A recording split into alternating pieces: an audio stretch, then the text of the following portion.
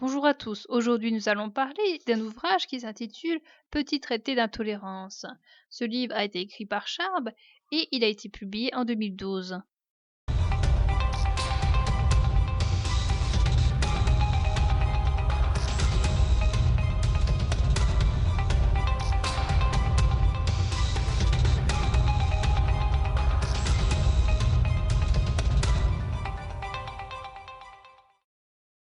Le Petit traité d'intolérance comporte 59 chapitres. Il y a des similitudes entre les chapitres. Ils comportent tous un titre qui commence par mora, moro ou alors au pluriel et qui finit par un point d'exclamation. Tous les chapitres finissent par la proposition d'une mort pour les personnages concernés par le chapitre. Le livre propose différents thèmes. Il y a le thème du magasin, des fringues, de la mode, de la famille, des métiers, des bonnes causes, des parties du corps, des objets, produits, lieux, des groupes de personnes, des tics de langage, d'expression, de politesse et également des réunions de personnes. Un des thèmes consiste à parler des magasins. Dans Mort à la réclame, les animateurs télé utilisent le mot réclame pour désigner des coupures de pub pour éviter la répulsion que pourrait provoquer le mot publicité. Dans Mort aux clients de supermarché, l'auteur parle des clients dans les supermarchés qui poussent les articles du client précédent pour pouvoir mettre leurs propres articles. Il parle également des clients qui ne supportent pas que leurs achats touchent ceux des autres clients. Dans Mort aux marchands de fringues, Charb parle des marchands de fringues qui mettent sur les vêtements des antivols qui d'abord coûtent souvent plus cher que les vêtements et qui en plus le trouent. Dans Mort au prospectus des grandes surfaces, l'auteur parle des prospectus qui sentent l'arnaque avec en plus des photos pourries. Un second thème du livre consiste dans tout ce qui est fringues, mode. Dans Mort aux chaussures qui font mal, l'auteur parle des femmes qui portent des jolies chaussures qui leur font mal aux pieds. Elles croient être classe alors qu'elles marchent mal et portent des pansements. Dans Mort aux uniformes des agents de circulation, l'auteur parle des uniformes des agents qui sont moches, souvent mal coupés et pas à la bonne taille. Dans Mort aux tongs, Charb critique les gens qui portent des tongs pour avoir l'air cool mais qui finalement se retrouvent avec les pieds abîmés. Le chapitre Mort aux has-beens parle des gens qui suivent la mode, mais qui finiront fatalement par être un jour des has-beens. Dans le chapitre Mort aux binoclars tendance, l'auteur remarque le fait que l'on ne vende plus que des lunettes rectangulaires avec des bords épais et noirs. Le chapitre Mort aux tatoués parle de ceux qui se tatouent pour être uniques et qui ne font que reproduire les tatouages vus déjà des centaines de fois, c'est-à-dire des frises celtiques, des prénoms écrits en chinois qui signifient peut-être autre chose. Charb aborde également le thème de la famille. Dans Mort aux dessins d'enfants au bureau, l'auteur critique les parents qui affichent sur leur lieu de travail les dessins de leurs enfants. Les parents imaginent déjà que leurs enfants sont exceptionnellement en avance, alors que les enfants dessinent comme tous les autres enfants de leur âge. Le fait d'afficher ces dessins est fait pour montrer aux autres qu'ils ont une vie. Et ces dessins permettent également au directeur de passer pour un type sympa, même s'il licencie. Dans Mort au jeune père, l'auteur critique les jeunes pères qui ne sont pas heureux d'avoir un bébé sur les bras, mais qui font semblant d'être heureux, car cela ne se fait pas de montrer que l'on est mécontent d'être père. Le chapitre Mort au doudou critique les parents qui sont en panique quand le doudou de leur bambin a disparu. Un autre terme consiste en des métiers. Dans Mort aux peintres des kebabs, l'auteur critique les peintres des enseignes des kebabs qui ne donnent pas envie d'aller y manger. Dans Mort au météorologue de la radio, la critique porte sur la page météo face à la radio qui ne donne pas le temps dans la région où l'on habite et qui ne donne pas les informations que l'on veut. Dans Mort aux décorateurs de resto, les décorateurs affichent toujours des trucs moches, mais à quoi on s'attend toujours? Par exemple, dans les restaurants italiens, il y a toujours des masques de Vénitiens. Dans Mort aux journalistes sportifs, les journalistes ne sont pas pour la plupart journalistes et peu sont sportifs. Ils ne font que décrire ce que tout le monde peut voir. Dans Mort aux fabricants de chaussures, la critique tombe sur les fabricants de chaussures qui vendent des chaussures qui, quand un lacet se casse, sont impossibles à reconstituer car il est impossible de trouver une seconde fois le même lacet. Dans Mort aux concepteurs de portables, l'auteur critique les portables qui permettent de faire tout un tas de choses, sauf qu'ils n'affichent pas l'accent circonflexe et la cédille. Dans Mort aux étiqueteurs de pommes, la critique porte sur les étiquettes sur les pommes qui sont difficiles à enlever. Dans Mort aux graphistes, Sharp critique les graphistes qui utilisent des images reprises déjà 1000 fois par manque d'imagination. Dans Mort aux pharmaciens en blouse, la critique porte sur les pharmaciens qui portent des blouses qui ne leur servent à rien, à part pour satisfaire leur ego. Le chapitre Mort aux bruiteurs de documentaires critique les personnes qui rajoutent des bruits au film. Soit ces individus se rendent compte que leur film n'a pas d'intérêt, soit ces personnes ont peur que les spectateurs décrochent. Mort aux serveurs sexistes met en avant le fait que les serveurs sont sexistes car à chaque fois qu'un duo homme-femme commande quelque chose, l'alcool ou la boisson la plus forte sera donnée systématiquement à l'homme. Un autre thème porte sur les bonnes causes. Dans Mort au lâcher de ballons, on parle des gens qui lâchent des ballons et qui pensent avoir fait une bonne action, alors que les ballons vont s'échouer un peu partout sur la planète et la polluer. Dans Mort au vote utile, Sharp critique ceux qui votent utile, qui se pensent démocrates, mais qui renient le pluralisme. Un thème porte sur les parties du corps. Le chapitre Mort aux chauves à perruque parle des chauves qui ont honte de l'être et qui s'achètent des perruques qui montrent encore plus qu'ils sont chauves. Dans Mort aux couilles, Sharp critique l'importance donnée aux couilles, notamment grâce à de multiples expressions, alors qu'elles ne servent pas à grand-chose. Dans Mort aux moustaches de Bachar al-Assad, on parle de Bachar al-Assad qui n'est pas pris au sérieux à cause de ses moustaches. Mort au pubis à la française critique ce mode de rasage qui laisse une bande de poils qui ressemble aux moustaches d'Hitler. Mort au mal rasé parle de la mode selon laquelle les gens ont une barbe de 3 jours et des cheveux hirsutes. Un thème concerne les objets, les produits ou les lieux.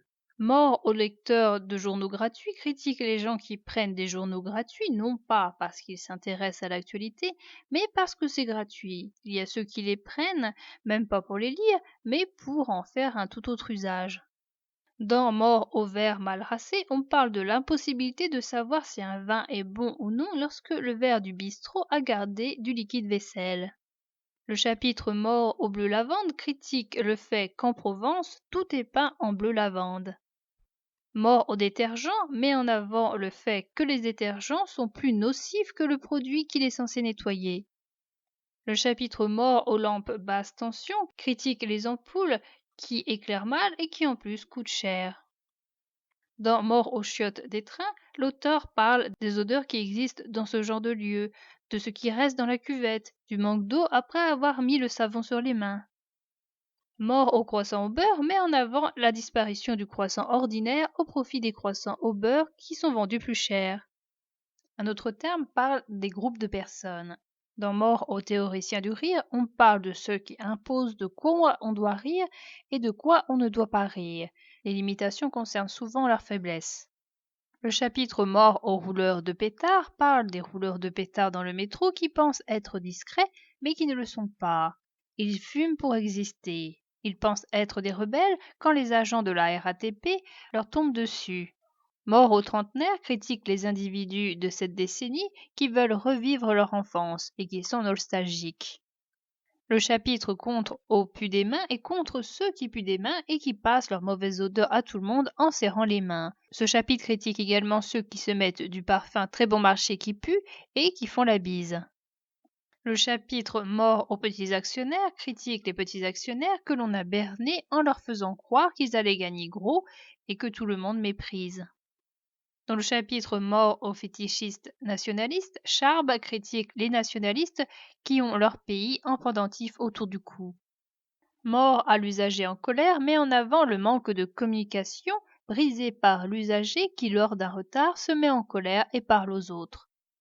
Mort aux indécis en veut à ceux qui hésitent une plombe devant une carte de restaurant et qui n'arrêtent pas de changer d'avis. Mort aux slameurs s'en prend aux slameurs qui font moins peur qu'un rappeur, qui plaisent à la bourgeoisie car ils sont jugés comme non dangereux. Le chapitre Mort aux supporters de rugby parle des supporters de rugby qui pensent que ce sport est mieux que le football car il n'y a pas d'histoire de fric, de sportifs drogués, etc. Mort aux fumeurs critique les fumeurs qui ne peuvent pas fumer en solitaire mais auprès d'autres personnes.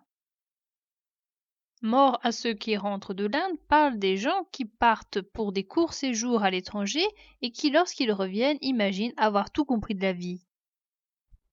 Mort au radin de l'amour parle des gens qui voient dans les mots je t'aime autre chose que ce qu'ils signifient.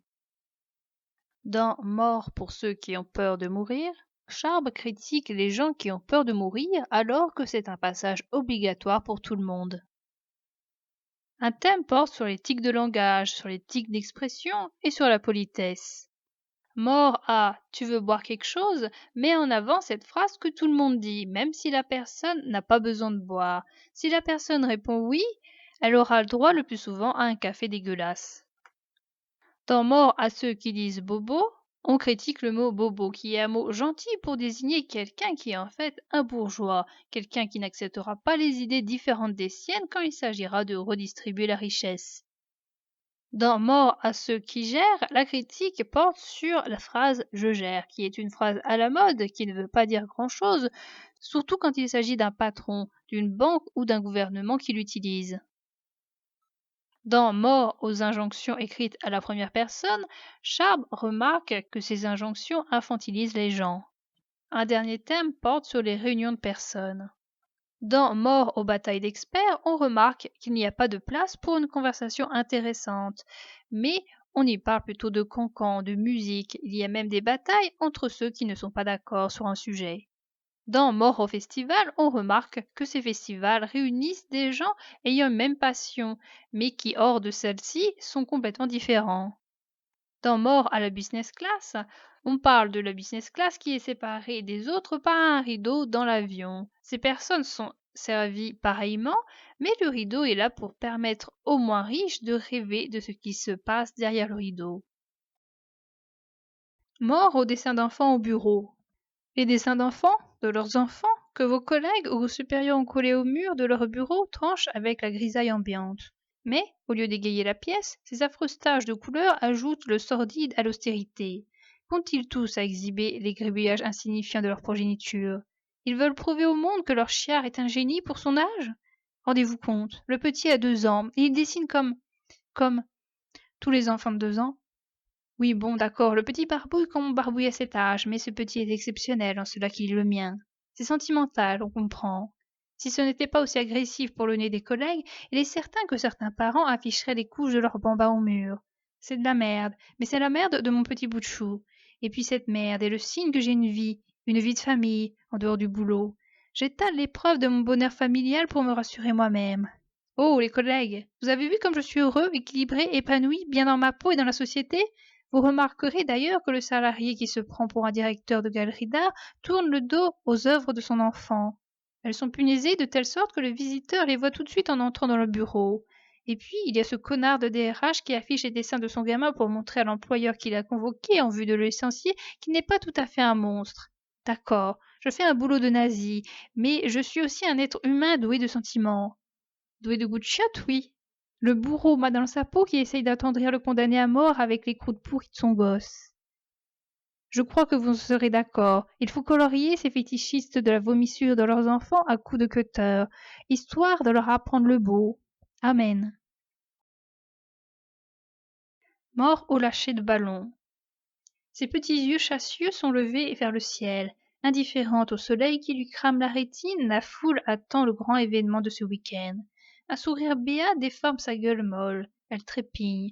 Elle s'est rassemblée sur la grande place pour célébrer l'anniversaire de la fin d'une guerre, ou bien le début du printemps, ou bien l'entrée dans l'Union européenne d'un petit pays de nazis buveurs de bière, ou bien les enfants victimes de pédophiles, ou bien la paix dans le monde. Le moment fort de la journée est arrivé. On lâche les ballons. Le ciel a la coqueluche. Des milliers de baudruches gonflées à l'hélium s'envolent sous les applaudissements du troupeau.